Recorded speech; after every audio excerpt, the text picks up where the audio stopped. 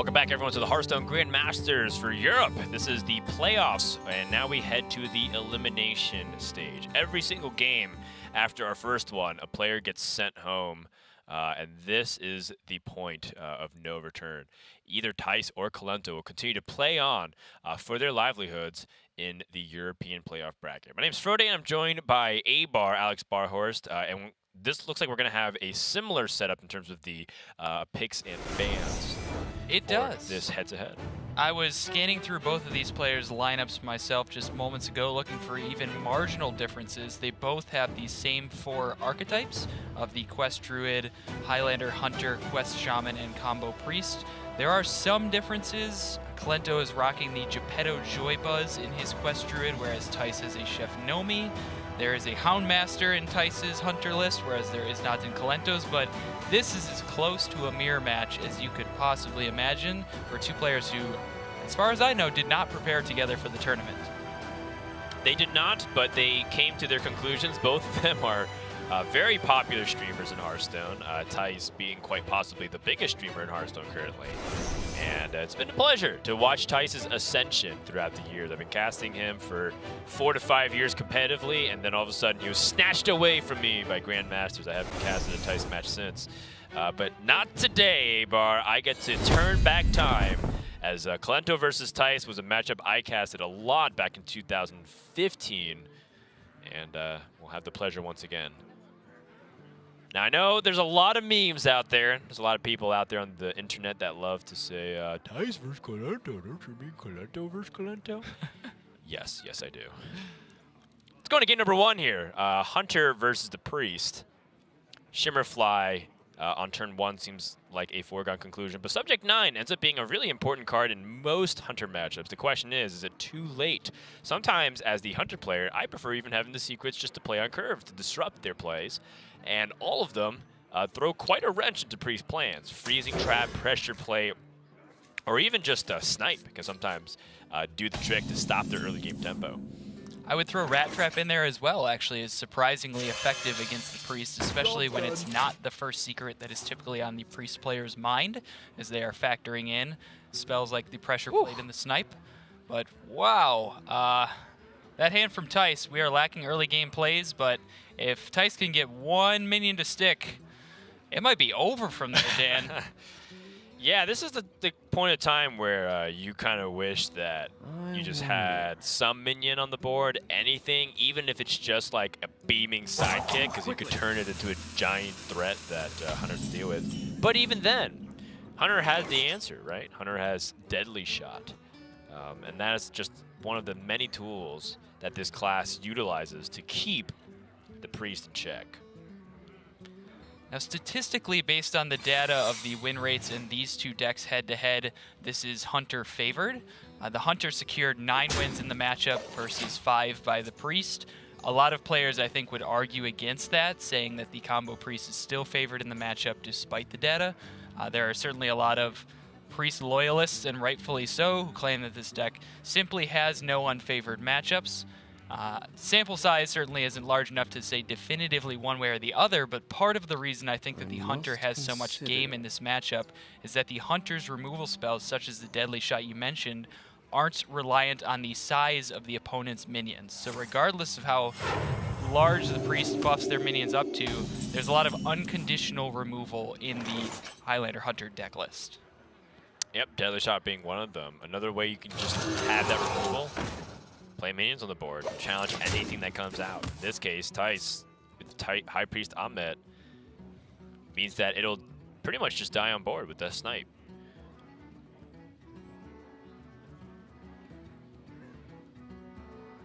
Thijs thinking very carefully about how to defuse a secret. If it is Snipe, what's the best way to address that? Is it throw the Neverset Ritualist in now, so that way he can play the High Priest Ahmet the following turn?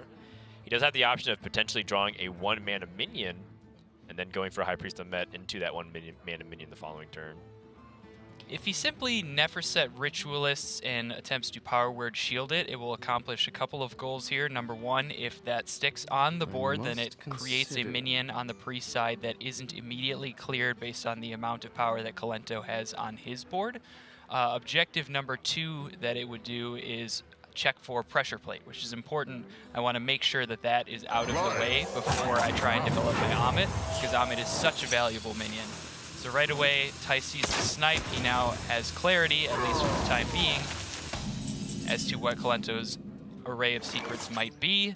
Kolento, however, could very well develop multiple secrets this turn to follow up, put Thijs in the same position of having to check and do his due diligence. Yeah, it's the threat of the trap that might be even more powerful than the actual effect. By playing an explosive trap and a snake trap here, Kolento's not really handling Thijs' future board right now, but it still makes it very scary for Thijs to perhaps be afraid of pressure plate or rat trap. And those are both things on his mind, because Amit coin into a one-mana play activates almost all of that.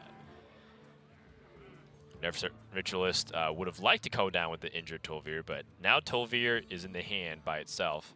Now the nice thing about the Highlander decks is that there's only one copy of everything, so Thijs doesn't have to play around Snipe anymore.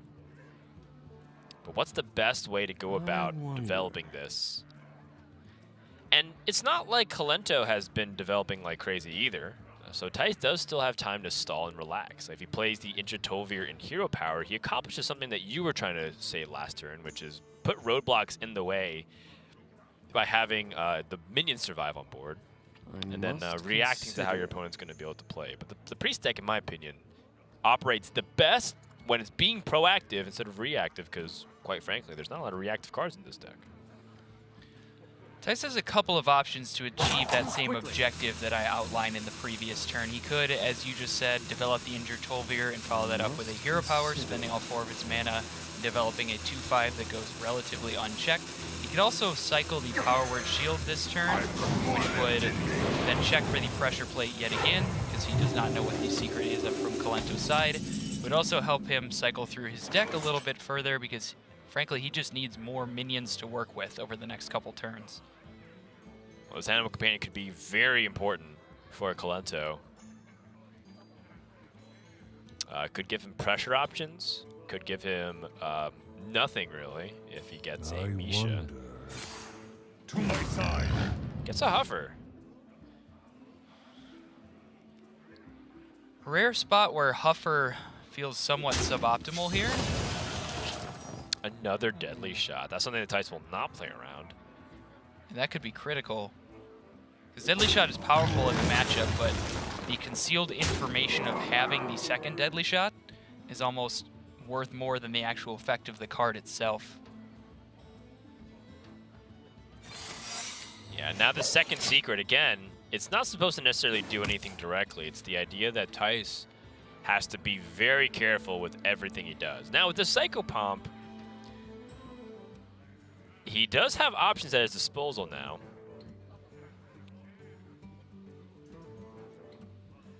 Thijs clearly deep in the tank over this. Head in hands. Well, the sequencing does matter a lot and have a pretty big ripple effect. If you play High Priest Ahmed in this spot, you know that if Kolento kills it, you have a chance of reviving it, and there's not that many minions that die this game. There's three total if you include Ahmed, which is Injured Tol'Vir, Neferset Ritualist, and High Priest Ahmed. That increases the revive pool to be two things that are really good. But if you Psycho Pump now, you get to diffuse the secrets. And he does get the Ritualist, which is an unfortunate thing. But now Thijs gets to, say, Power Word Shield, or do something else, and then test for the pressure plate. And when he sees neither, that'll be good relief for him, and then all he has to do is play around Rat Trap. And I do like this choice here from Thijs. I think the High Priest Ahmed is just too valuable of a resource to risk losing it to any of these secrets that are in play, or alternatively the Deadly Shot that Thijs could suspect maybe the far left card in Kolento's hand is, regardless of how blind he is to the one farther to the right. He's going to rely on that High Priest Ahmed to at some point not just keep up, but swing the board back in his favor. The onus is on the Priest player to be the one who closes out this game more rapidly than it is the Hunter. I know that may be counterintuitive to many Hunter players out there on the ladder, but Hunter is very much the control deck in this particular matchup. Right, and now Kolento has to kind of weigh what he wants to do with this Unleash the Beast this turn. if he wants to kind of make Thijs in a really weird situation of bluffing Freezing Trap. Ends up kicking for the easy trade so you can push a little bit of damage. I mean, you could justify trying to take out the Reborn minion, and maybe in Thijs' mind this does look a little bit like Freezing Trap still. Wild Pyromancer draw is also a little bit interesting, but I don't think there's enough spells in Thijs' hand that are useful in a spot like this. He does know that Pressure Plate is off. All he has to worry about is Freezing Trap, and otherwise this Divine Spirit Inner Fire looks like Thijs is ready to pull the trigger the moment he recognizes that that's an opportunity.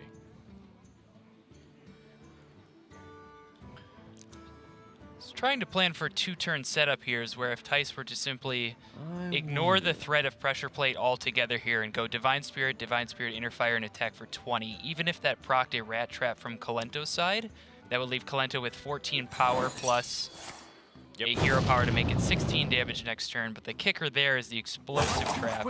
Right. Additional damage as well. And I feel like part of me wanted to see Thijs attack the 5-2 for that very reason. He had the opportunity to even play High Priest of Met with it.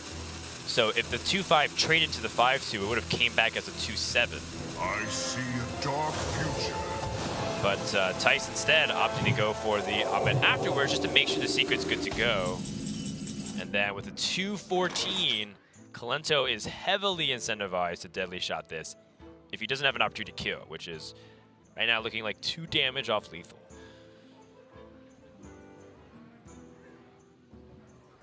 He's got 8 on board, 10 with the hero power, 13 through the Eagle Horn bow. I think it's pretty important for Kolento to make sure there's no out for Thijs to end this game. That Divine Spirit is very clearly a setup for the future turns. So I think a deadly shot is more than warranted in this spot. You can still set up. Because of the Reborn though. That was a critical mistake from Kolento. Perhaps it was just better to unleash the beast and just bump into the Ahmet, because you know that there is an Everset Ritualist that's already been played.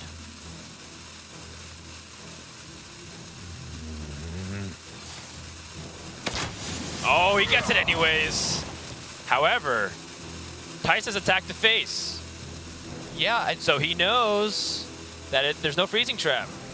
Kolento has to trade something here. Okay, and he does at the very last second decide to trade the Ursatron. He's dead but anyways. Even so, that's just lethal damage. Yeah, and the Neverset Ritualist, Divine Spirit Inner Fire, is going to wrap this game up. Despite the fact that Kolento had 2 deadly shots and almost all the secrets that he could ever want, the one that he needed the most in this case was Freezing Trap, doesn't get it, and Thijs closes out game 1 with a very slow hand. Like, that is something that I feel like was in the driver's seat of the Hunter. I'm trying to think about what Kolento probably could have done differently on the previous turns, but I think one thing's for sure is that Ahmed sticking was bad news. So that was a high priority removal.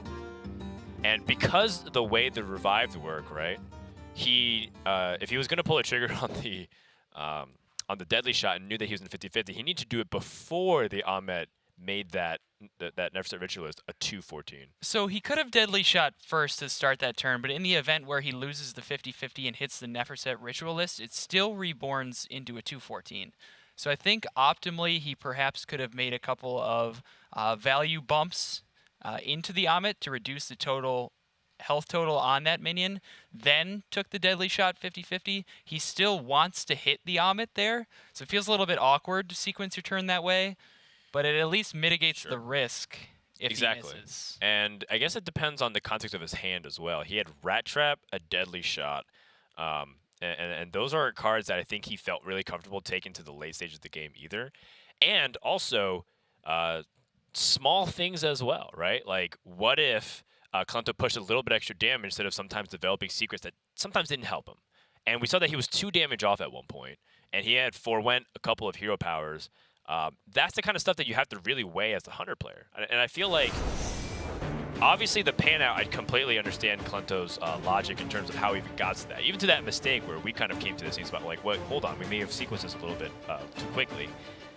Kolento can't be afford to be making any kind of mistakes at this point. He is down to his last effective game, and a loss here means that your playoff run, your 2019 run, is over for the year.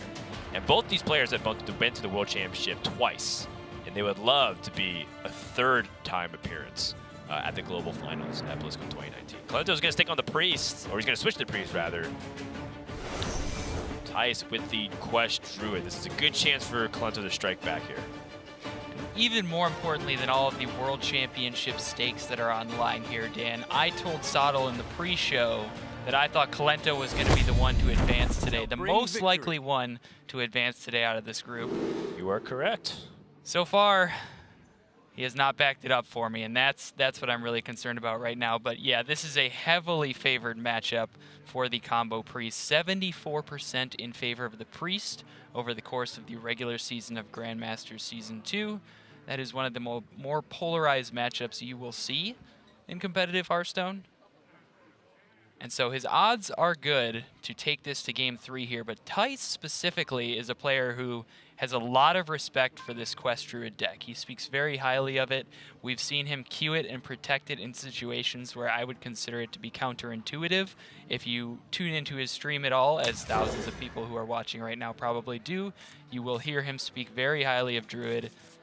He is comfortable and competent with this deck, to say the least. I would say so as well, and it's something that's been somewhat iconic to Thijs for years. He first busted out onto the scene and had a lot of great success through things like King of the Hill. And King of the Hill tournaments, the way it worked was you just win, you get invited back the following week. You lose, someone else takes your spot, and Thijs just went on this absurd streak where I think he won like over 12 weeks in a row. And then he went on to place really well in DreamHack, and then he went on to qualify for the World Championship. And then, of course, the following year did that again and went on a fantastic 2 to 3 year run streak. Thijs has since kind of transitioned into becoming more of a streamer, given that he is quite possibly, again, the most popular Hearthstone streamer. But he still keeps up his competitive fire. He is, I believe, one of the only people remaining that's qualified for every single playoffs possible. And that includes even the invitational close system back in 2014/2015. The other player to also have done that is actually sitting across from him on the screen. Kolento also is a player that's done that every single season. What are the odds? Yeah, Thijs is very much the poster child, I would say, for translating success on the competitive circuit into mass popularity amongst the Hearthstone community, in part because his opinion and his skill is so respected based on his series of accomplishments early in his career. Also in large part due to just his infectious positivity. That's right, and I think a lot of people enjoy that. They enjoy the tea time. They enjoy the memes, and I think none more than Thijs himself enjoys it. Kolento has an opportunity to potentially upset that, and I think he's going to try to start finding an opportunity with his Divine Spirit when he wants to press in for the kill. It's very interesting at this juncture, too, because in Kolento's mind, if he goes for Divine Spirit topsy-turvy, Thijs would potentially have to deal with it through a hero power, but we know that the Wrath's in hand, so if Kolento ends up going for that, he will be punished pretty significantly. This is a critical resource to invest from Kolento here because he doesn't have any clear follow-up based on his hand right now. If Thijs makes it to turn 5 and is able to develop this Oasis Surger before Kolento finds a way to translate the high health on this Beaming Sidekick into damage, the Oasis Surger is going to efficiently clean up basically everything that Kolento accomplished by developing the Divine Spirit proactively this turn. So even though it is only turn 3, it feels like the clock is ticking for both of these players right now, and time favors Thijs if it happens to go long enough. You know, I said infectious positivity for Thijs. On the other side of the equation here for Kolento, I'm going to call it infectious indifference, Dan. That's what attracts me to that aspect of him. Yeah, I think people really enjoy the fact that Kolento is just very straightforward. and kind of just says immediately what comes to his mind, and also just honestly is quite badass with the way he approaches Hearthstone, where he says things in a very direct manner, and I think that honesty is what really takes people aback. And I think that's what led to Kolento's stardom, where it was just he was kind of endearing, right, with how innocent he was, just like of how he approaches competition. Since then, Kolento has, again, transitioned to become more of a streamer, but also Kolento has grown a lot as a person. Whenever I hang out with him in events, he's actually a lot more social than I first remember him. And even doing really nice things, like taking people out to dinner and paying for their meals and whatnot. It's really cool.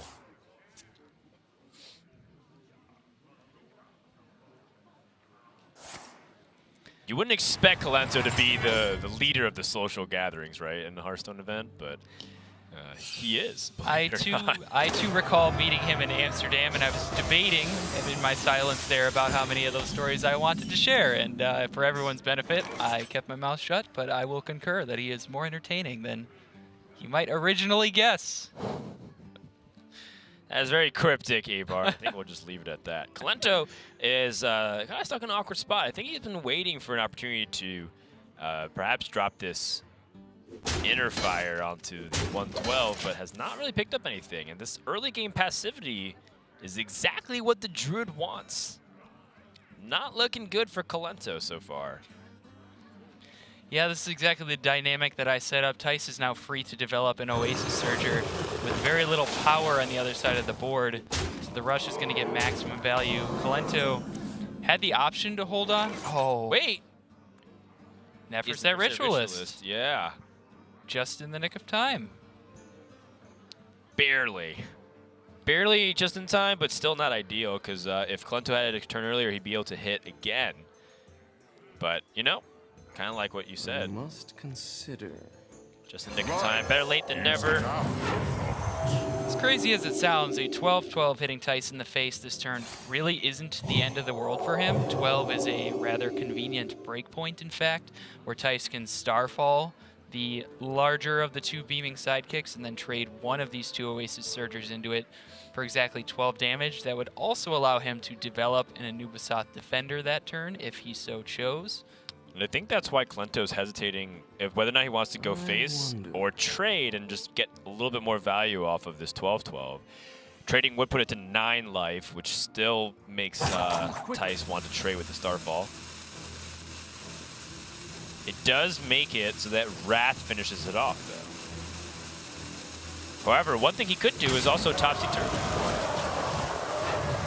He could Topsy-Turvy. There's no way he could increase the health total to above 12, though, which is the critical break point, unless he tosses him to silence. This is incredibly clever from Kolento. Very clever. So now Thijs has to commit a lot of resources, which is Swipe and Wrath, and his 3-3. But that does give him the ability to drop the Noobstot Defender. He could veer from the casting spells plan entirely here and floop the Oasis Surger that he played last turn, which would allow him to completely clear off the 9-12 beaming sidekick if he's willing to give up his entire board state along with this floop. He still has the option to do that after he Wraths, so he's going to start with a Wrath. 5+3 is still a nice break point here for the 8 health remaining.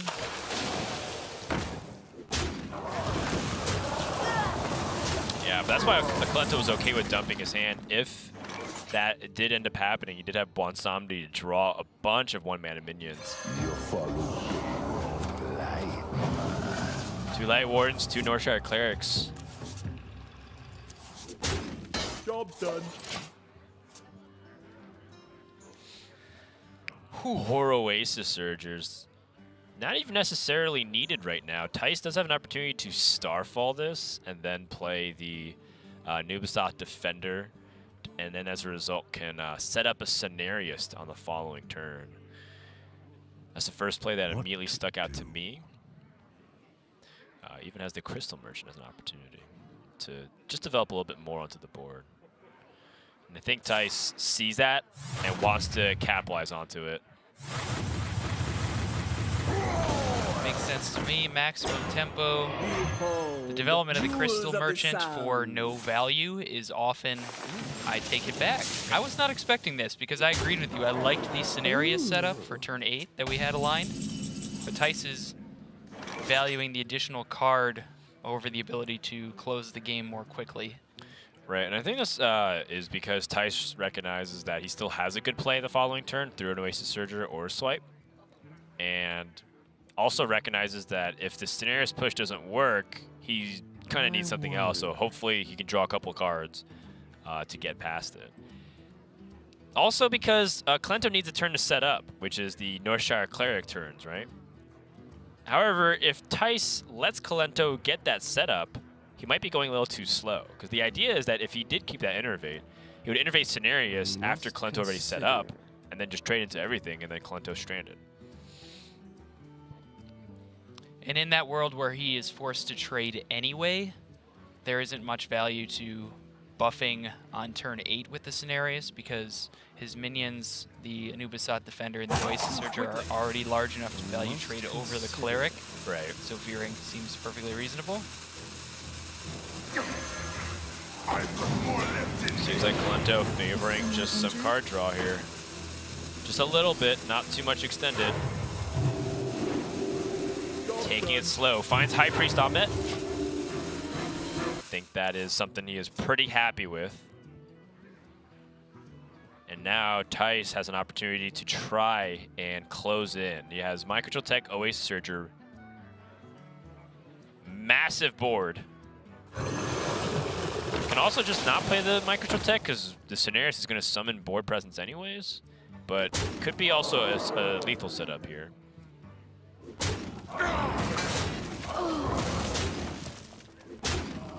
Thijs intentionally missing some damage there to trade with his Anubisat Defender instead of one of the Oasis Surgers that had Rush. I imagine Wild Pyromancer is on the forefront of his mind. He wants the maximum number of stats as possible to stick on the board.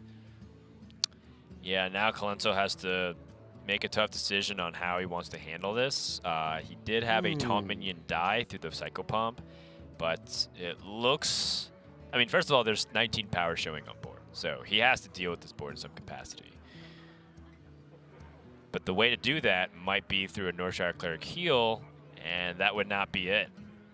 I see a dark future. You need Psychopomp to hit specifically the 2-9, 2-7 rather. Hey, I got you, friend. Does not get it. And Kolento is going to concede. Thijs stays alive in the playoffs.